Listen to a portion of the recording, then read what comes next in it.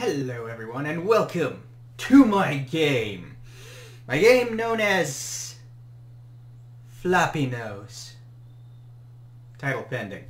Anyway, so for everyone that I've told, this is currently the game that I've been working on. A little 2D side-scroller in the vein of something like Super Mario Brothers.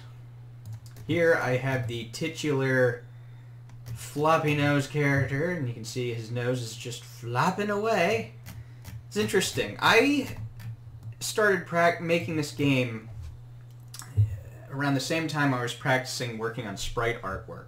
I discovered this engine called Godot, which is what this is made with, this game engine. And essentially a video game engine is like a...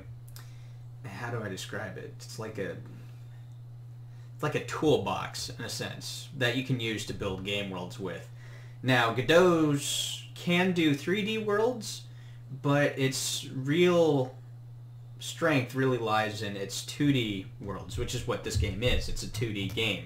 I just move from left to right and collect coins and try to avoid these blueberry guys with sunglasses.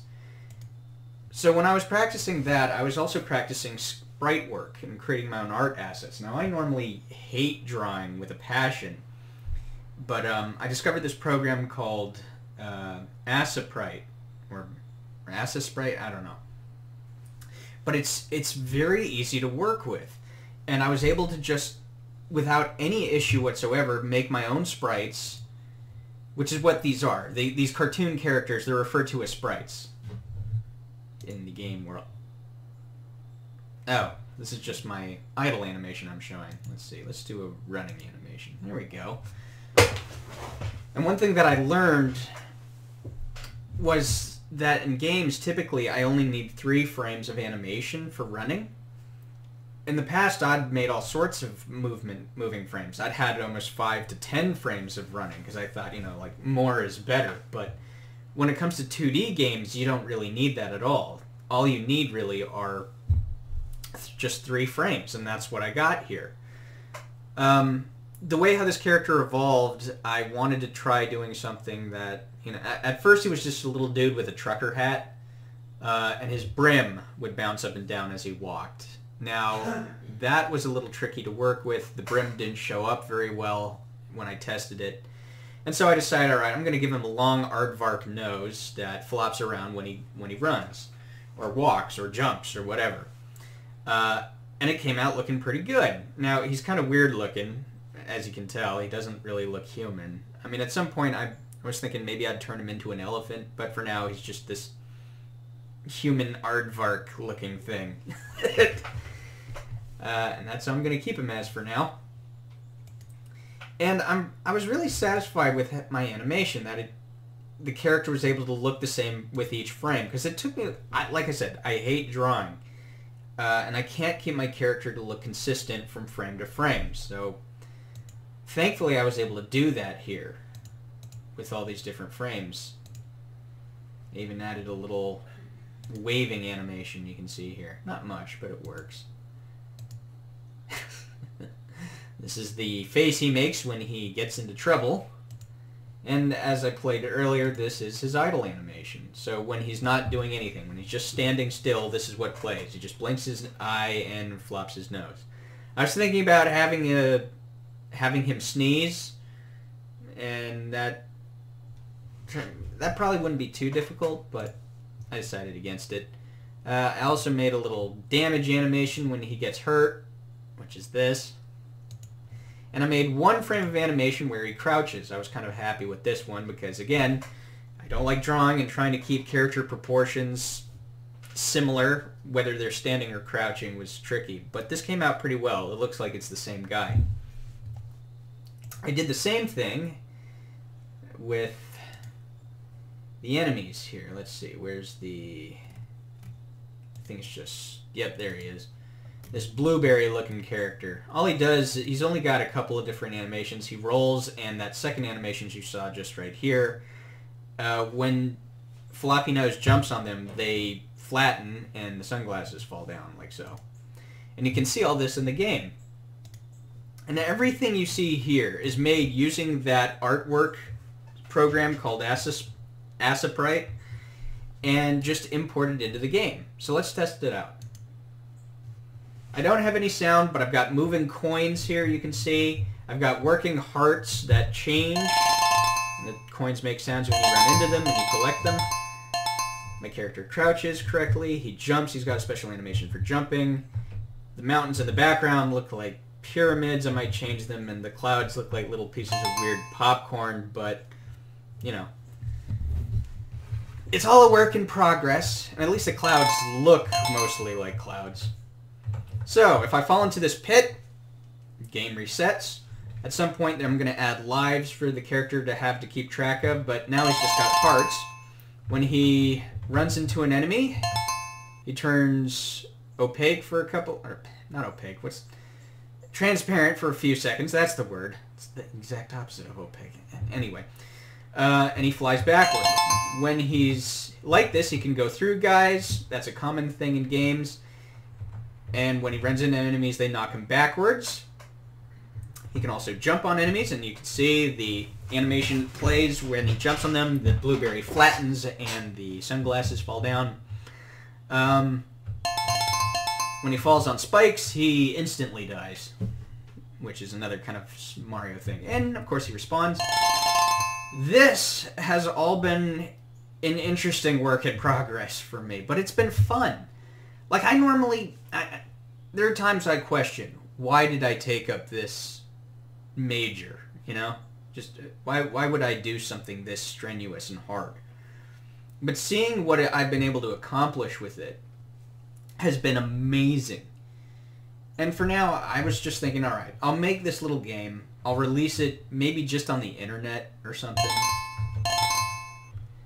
I would like to have music at some point, but I definitely don't know how to play an instrument. If anyone knows how to make decent MIDI music, is what it's called, M-I-D-I, let me know. I'm very happy with my spikes too. They look well shaded. They look metallic. They look round. That's kind of the term I'm looking for there. A couple more blueberry dudes and more coins to collect. I have in my script, I have a situation where if you collect at least 10 coins, you'll see more heart. You'll get another heart. As you can see, I've got 35 coins right now. And once I reach 40, I now have 6 hearts, I think. It took me a while to get those hearts to display, and they're just there to make sure that, you know, players know exactly how many hits they can take from a blueberry before they die, essentially. And I guess I was going to show it, but he killed the blueberry instead. I didn't really mean to do that, but there you go. I designed the game to be this way.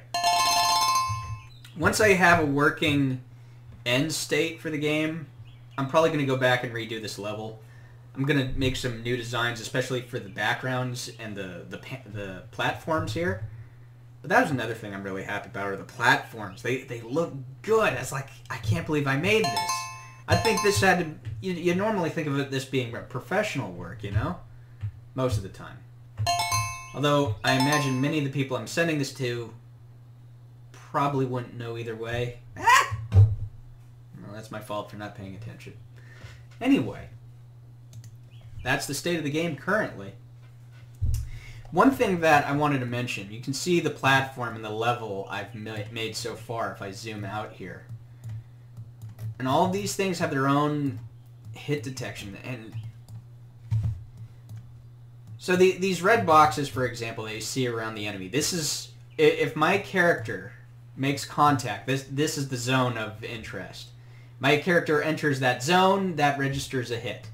If he comes in from the top, though, that registers a hit against the enemy. This is all getting into technobabble.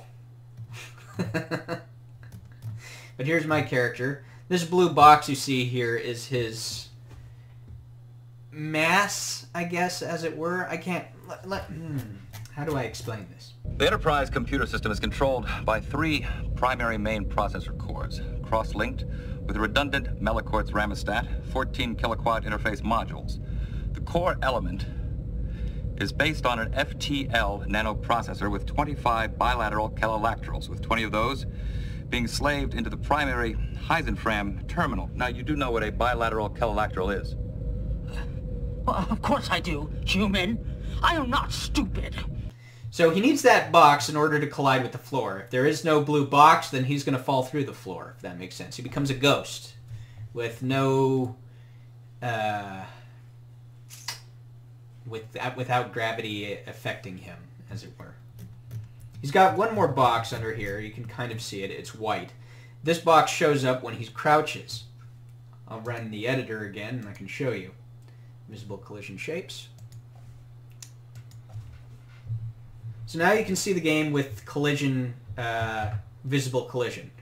You can see the blue box on my character. When he crouches, that vertical box turns into, switches to the blue box to signify that he's crouching. When he collects coins, they all register as collected.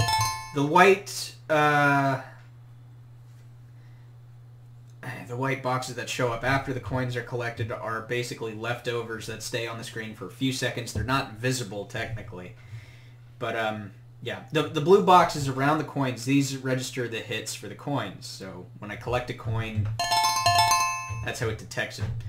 Otherwise, I just have a spinning coin that doesn't interact with anything. And yet I want my character to collect them. That's the whole point. Turn off the visible collection.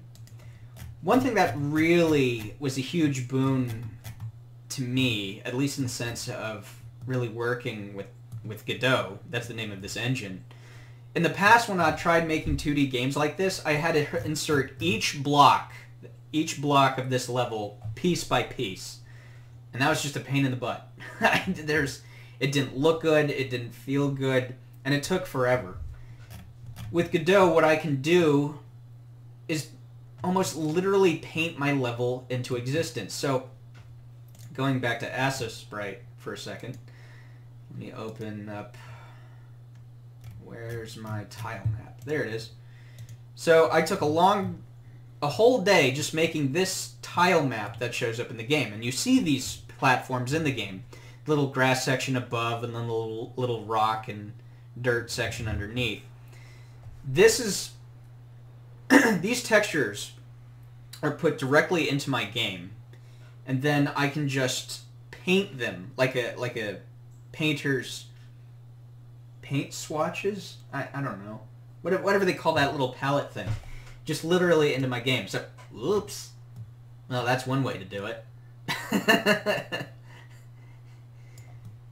But yeah, I can draw my platforms literally into my level. Otherwise, in the past, I would have to select each texture piece and just go piece by piece by piece by piece. It would take forever. Now, all I have to do is just hold down my mouse cursor and just paint away, and it all shows up. And it registers too, so I don't have to assign collision detection. The blue box I was mentioning about with my character, that's a collision box. That's what it's referred to. These tiles, these platform tiles you see here, all have their own collision boxes.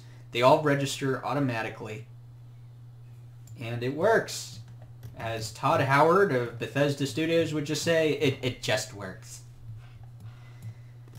And I'm proud of it. It's been an interesting couple of months getting it to work. Now, like I mentioned before, what I still need to do, I need to create a live detection system for my character. He does have hearts that registers health detection on the screen, but he also needs to have lives. So once he's defeated, once he essentially falls down a hole or hits one of those spikes, he needs to have lives that show up on this end of the screen that decrease. And once he loses all of his lives, the game is over. These hearts up here just register his health points per the level.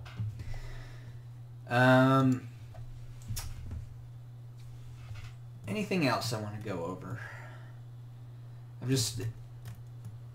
This mountain texture you see here scrolls with the character, and I didn't have to make it super big because what Godot can do is it can mirror the section. So it runs... How can I explain this? It runs in, I guess, conjunction with the camera. So as the character is moving through the screen, all he'll ever see is the blue background followed by the mountains. He'll never see this gray background back here, ever. And he'll see the clouds up above, these clouds, and these clouds will reset, I guess, along with the camera. I don't know where I was really going with that. I'm sure it's all rather confusing. But anyway, yeah, that's my work in progress, and I'm proud of it. I'm going to add more, and hopefully I'll have that game ready to show the rest of you later. Take care, folks.